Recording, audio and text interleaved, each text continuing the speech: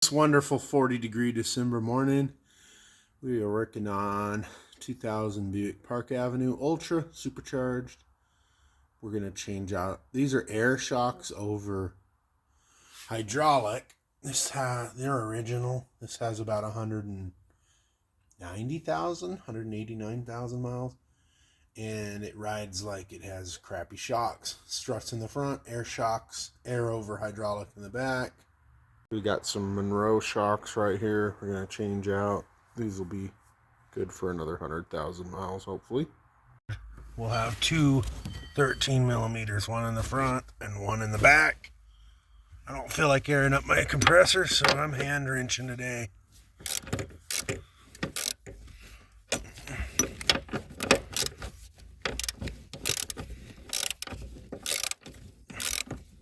Air ratchet would make this a lot easier.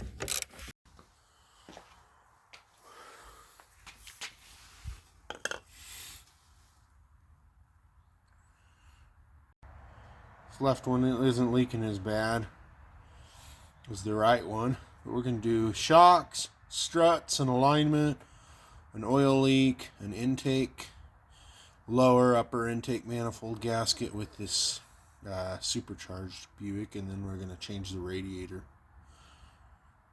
So there'll be more. Popped over the grommets from the old shock because they're still good. They're not broken down or anything.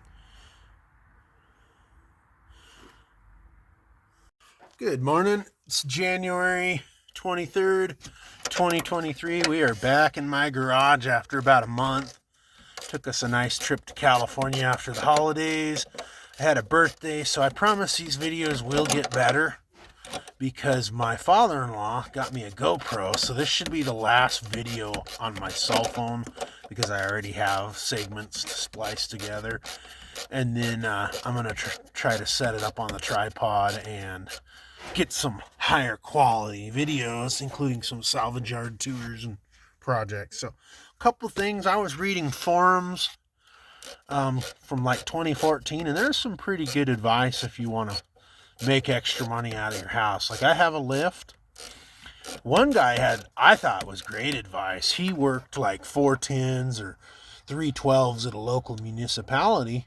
So he worked on the weekends and made, an extra $200 a weekend. You could probably make that $250, $300 now because of inflation. But he said, do small things. Don't swap engines. That clogs up your lift. Don't do clutches.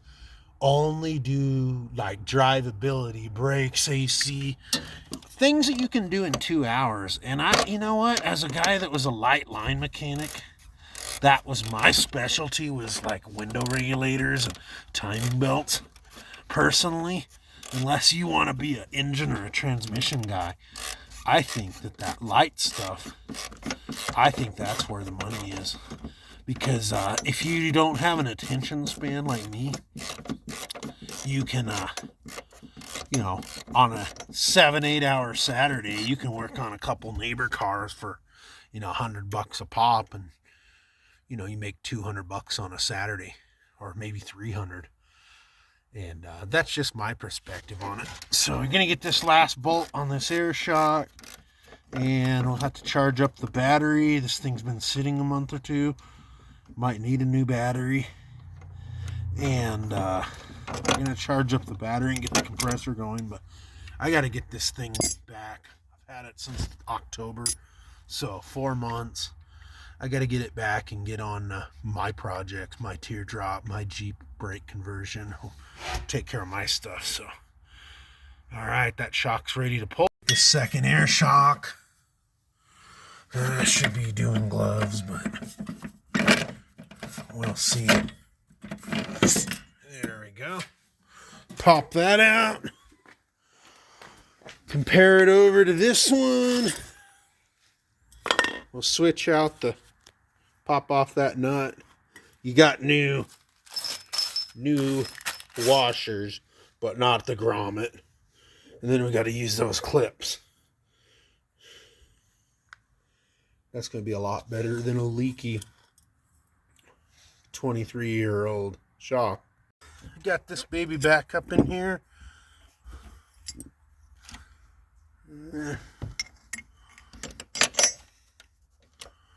these nuts down, and then I'll just zip them down with a... I don't know where my air ratchet or my 3/8 air impact is, so I'm just running with a hand wrench today. We got these bolts started. Had to jack up that hub there a little bit to